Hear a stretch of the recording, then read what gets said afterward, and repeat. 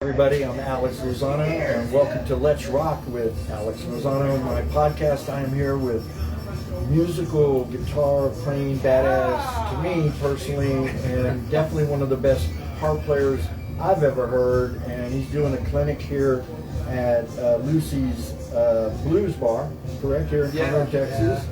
And I just caught a little bit of your class. I went and got the Horner. Yeah. The one I didn't, so hopefully you can just give me a little bit of literature or whatever and send me on my way. Absolutely. I got you. Your students were so engaged about it, and you know, I was thinking there was going to be a few, but it was pretty well attended. We had a great group, you know, and what's so interesting about teaching is I've learned to love teaching so much.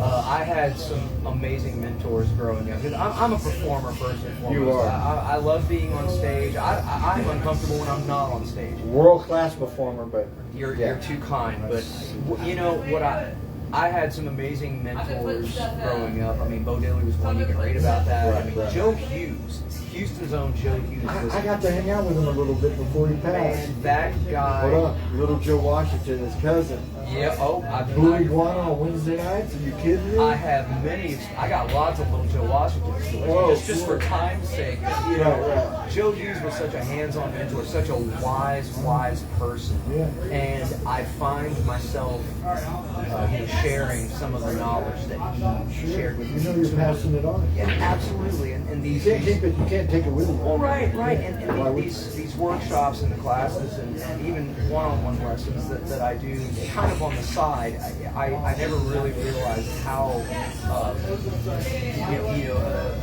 rewarding it is when you can make a light bulb go off for someone. That is so rewarding because that's what happened to me when Joe Hughes was giving me knowledge. And me, Great. being a super fan, even though I've been in the music business for 33 years, and I love so many kinds of music, Kim will tell you, I don't care if it's Boston or Triumph, I'm more old school classic rock. I love it. I love it. And it was about 8 years since the last time I saw you for the first time. It might have been a little bit longer when I told you were James Wilhite opened up for you at Last Concert Cafe.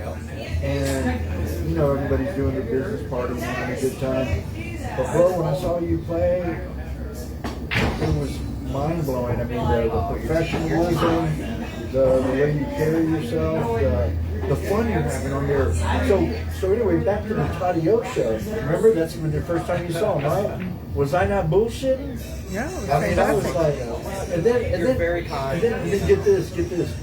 He scared the living hell out of me. He jumps up on a chair, no arms, no nothing, like Bruce Lee. What you do with this guitar? I'm over there telling Kim.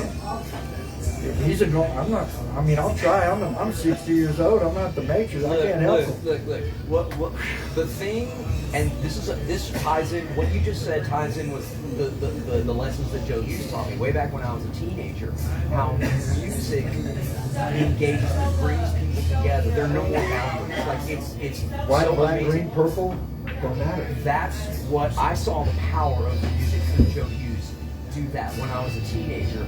And that's why I love going out into the crowd, is to be close to people and to engage people and try to make them to be a little part of what I'm doing. And I love that. And I tell you what, the emotional content that comes out of that, I mean, I'm getting used to just talking about it. You know? You're so kind. You're very, very kind. Well, but I just do what I do. But you do. I love what I do. I do what I do. Now I've been doing it for probably 30-something years now too. And you've gone to Europe at least a dozen times or more than that. I mean, just a lot. So he is It's a very true rewarding, especially to spread your music to other countries, to go overseas, to experience other cultures. It's very, very eye-opening. Well, you know, very one enriching. of my guitar senseis, to me, one of the greatest guitar players in the world, and top 5, top 10 wooden bamboo flute players in the world. If you ever get a chance, check out this guy. He is a fan of yours. He's next level guitar player. Eric Adams. Oh, Check this old school cat out. Born in New Orleans, but he's on a whole nother level. I'm telling you, man. I mean, I mean, just Jesus Christ. He was my guest last Thursday. Yeah. Eric, you know. So yeah, we're talking about you, brother. Eric Avenger, world-class guitar player. So I wrote a song 8 years ago about an exotic dancer. It's a whole other show, but he played solo on it, and I like the fact because I can play a little bit of lead, but like in a very bad blues band, I'm not really good at it, right? But I had people coming up to me going, "Oh, Alex, this was before I met you, your guitar solo has gotten so much better," and I didn't want to say anything. I was like, I wrote the song, and yeah, is that you on guitar? So, yes, it is. I didn't tell her it was not me on lead. She didn't ask. That's me on rhythm. That's me on rhythm, but either way, you know, I think she thought I was taking guitar lessons. So get a chance to check them out, and if you'll go to 171 Radio, you can go back there at Hamilton. Get some of these band new groups. Now, I've heard him play guitar. I haven't heard him play flute before. You've heard him play before. I'm going to let you hear these. So he does a solo on my song. He's one of Houston's first call to super jazz ninja masters. But this guy can play anything, right? Oh yeah. So when he played this song, he did it under the name of, like this guy's called Radio says, Alex, I want one people to know. Dude, he puts on a guitar solo. I'm gonna let you leave before we go. That is truly like Bruce Lee beats the shit out of Chuck Norris. I want to hear it. I mean, mind blowing. I mean, the guitar solo, it's almost 50 seconds long in every note. It's like ridiculously long, but he just rubber band, this outer space stuff. Oh, Alex, your guitar playing sounds so good. Oh, okay, thank you. So, tell us, buddy, what you got coming up? We know you're going to be here. Be sure to come here for the second part of his harmonica clinic from 1 to 4 o'clock. Yeah, it's part 2. Part 2. And we're actually doing the show tonight, Right. with my full band, so that's convenient for me. Mike, we love Mike. What's Mike's last Mike name? Mead. Mike Mead. Mead on bass, Houston. And a Houston wicked drums. guru drummer. Is it the same one that you Yes, had from? yes, young Brandon McLeod from Lafayette, Louisiana, who actually lives in Houston. now. Jesus, was he the one that we saw when that turn came on to you the last Yeah, time? same guys. And Smoking hot, dude. I mean, it's almost like setting up the game. I'm not saying you make it look easy. Oh, another part I want to tell you. So he does this part real quick in his show. He doesn't probably do it all the time, but he will run through about 3 or 4 Led Zeppelin songs, and then just what mashup or whatever the heck you call it's that. about 12, to be honest with you. Yeah, 12 rapid fire ones in a row. All But not the just riffs are in Zeppelin, the but same it's a key. little bit of. Yeah, so that's just something fun that we do. Like every few years, I change it up. We do like a different medley of like whether it be rock tunes or a certain artist or whatever. Just to like as a set closer, just to be fun, you know, and to get people. Boy, you get something, stilled after you know. playing 2,500 shows over the last however long you could play it. You probably lost count a long time. You don't even count anymore. But That's awesome. you know, it's just something fun to do, and I love all of my favorite artists were also entertainers.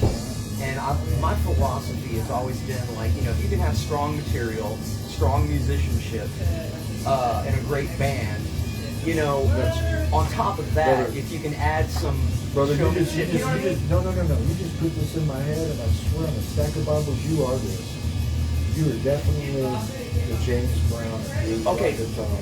That Blues rock guitar. that is a very thoughtful thing to say, but that is blasphemy. Okay, I won't say I that. am not. James Brown was one of my heroes because I mean, my mom had all the 45s and all the James Brown records, live at the Apollo from Did you '62. ever play any James? No, because I can't sing like him. I have this very young sounding, very clear voice, and James Brown has that rasp that just, I mean, he was James, such a no offense, high- but I did say of guitar, and I bet you can play the guitar, but much respect to you, Mr. Brown.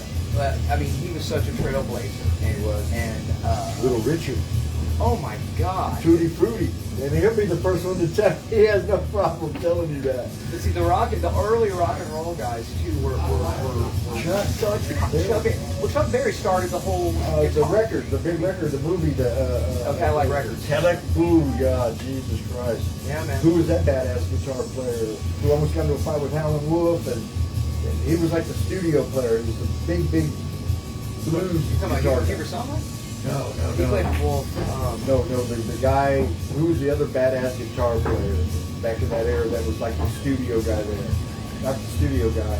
Well, Willie Dixon wrote all the songs, and he was the bass player. Right. I'm trying The to other remember. guitar player was played by that awesome actor. Oh my God, he played such a big. Oh, maybe.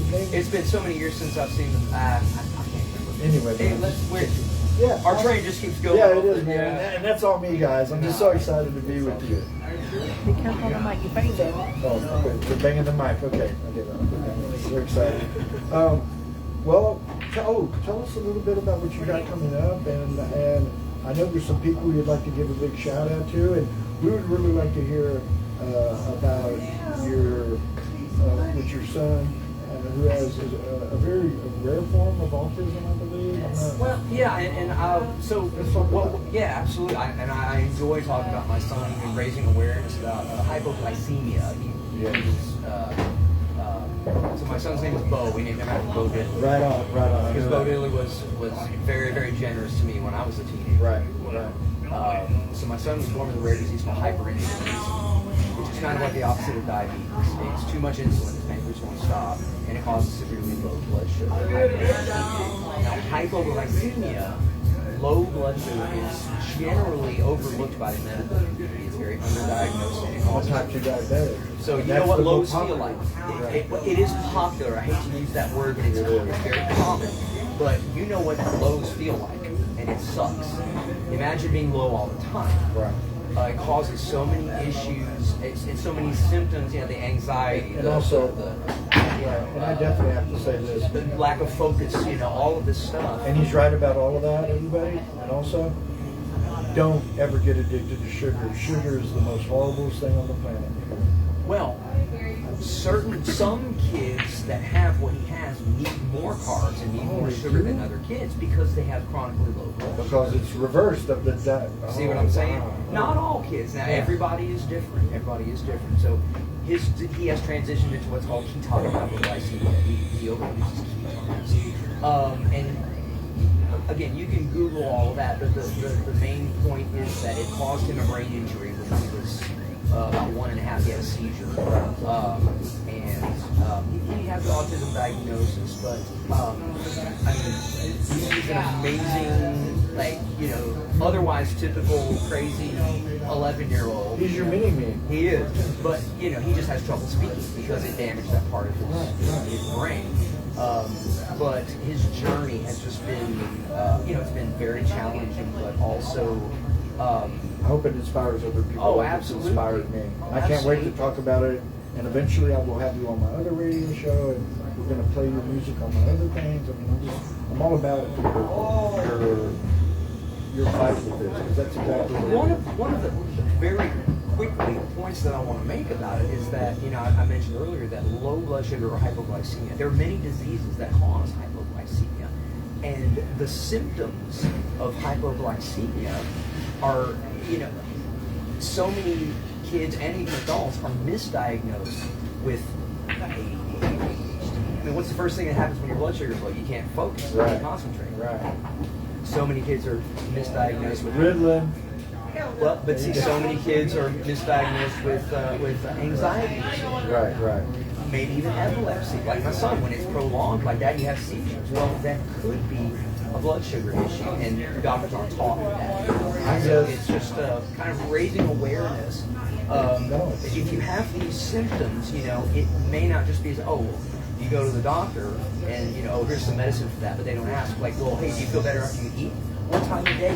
It doesn't happen when you fasted for a long time. You got to check the numbers. They don't ask these questions. So my family and I, especially my wife is the one who does all the research. Right. She has absolutely military grade. Man, she is military grade in every sense of the word, and she is a warrior mom. And she has uncovered so much great information that could potentially help people. And at least we want to plant the seeds. If you have any of these symptoms, it's worth, checking your blood sugar, or at least finding someone, doctors who are aware of this, and because most are not. And I'm really, I'm not even telling you this because I don't have to. I quit trying to impress people about 25 years ago. I want to help you because I want to spread the word. So anytime we do that, it's mandatory that we talk about Bo and his incredible journey that he's doing. Like and follow Hamilton. Tell us where they can find you, what you got coming up. Easy to find, very easy to find. So HamiltonLoomis.com, of course, is my website. Right on your shirt. Nice shirt, by the way. I love the shirt, but I'm biased. That's right. Yeah, you are just a little bit. HamiltonLoomis.com, LOOMIS.com. It's got everything on there. Of course, you can follow me on Facebook, Instagram. I'm more the Facebook guy. Right. Same here. But we have some great tours coming up for the end of the year. 2 different UK tours. We've been going to the UK for 20-something years now. It's like almost like a second home. We've got so many supportive friends over there and amazing crowds. Doing a festival at Poland, festival in Macedonia, like all crammed into like a 2-month period. Lots of pictures, brother, because I'm going to be sharing them all over the place. So and one of the things that we started doing years ago, so that I can be home for my son more, is we started flying everywhere, even domestically, and just making the tours much shorter, so we can get in there, do the shows, a few days. Now you got 24 hours to spend with your son. Yeah, so now I can come back and those days of being in a van for 36 hours, going across the country. The old Chitlin tour. Yeah, the Chitlin tour. Those days are over. Right. So I'm not getting any younger either. Right. At 39, right? Yeah. You look about No, add 10 years to that. Oh, really? And there I am. No way. Oh yeah. Like I said, I've been doing it for over 40 years. You must be using oil of Olay or something. Yeah, I moisturize. Same here. No, man. What I'm grateful for is the experience that I've had, and the time that I've had to mature as a musician and as a person, as a dad. Yeah, and it's all part of your thing. I mean, my son has inspired so many songs on my basic album. Sure. Because he was like 3 when I put that out, Right. and in fact, Sugar Baby, my song that I wrote, is actually, that is a term from the hyperinsulinism community. Oh, really? For kids with hyperinsulinism, they call them sugar babies. Sugar babies, yeah. They gotta have it. Yeah, and so my wife, most of the ideas are her. She's the That idea. is a great idea for a shirt thing. We did it. We actually did Awesome. it. Some folks collaborated. We did some Sugar Baby shirts. I did Sugar Baby koozies. But anyway, their terms, that was sugar. And my wife, she's the idea person. She said, you need to write a song called Sugar Baby. And I'm like, oh, that's a great idea. And so if you listen to all the lyrics, I don't like to write songs that are very, very specific. I like to write songs, yes, that can have multiple meanings. That whatever. You need something different to exactly. That is how I like to write. You're not pigeonholed your fan. Correct. So the song is, let me be your sugar, sugar baby, and that's sugar sweet. So that could be about your lover. That could be about your.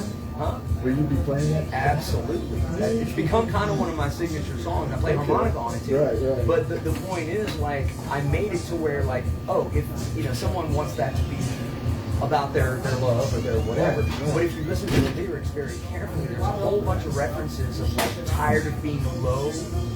Right. Like low blood sugar, yeah. Don't let go, or love on the rise, like bringing blood sugar up. Like there's all these little. I need a piece of candy. I need a sugar baby. Yeah, I mean, so for me, it has a different meaning. Sure. And if you kind of peel off the layers and read between the lines, you hear there's all these, these little references to low blood sugar in there. Right. But it's a little more universal. Right. That's it's open-ended. Yeah, it's open-ended. It's like whatever it can mean other things to other people also. Absolutely. Too. So, well, guys, he's got a show to get prepared for. Him, Mike Mead, your drummer's name again? Brandon McLeod. An incredible rhythm section. We are here at the wonderful Lucy's Blues Bar. Debbie also owns Red Brick Tavern, and we're about to have her on here. Hamilton, it's been a pleasure. I'm here to help you with your plan for your son and everything, and we're going to take it to a whole nother level. And so we're going to have, what was the song we're going to do with him on the radio show? Cream. Oh, the Prince song. A Prince song, and then we'll talk about it, and then you'll send me whatever song you want me to play. Absolutely. Hamilton, it's been awesome, buddy. Thank Maybe we you can so do Sugar much. Baby now because I talked about it. Please. And guys, follow Alex Rocks. Okay, we really, really appreciate it, guys. And we got Debbie coming on here in just a bit. We'll be right back.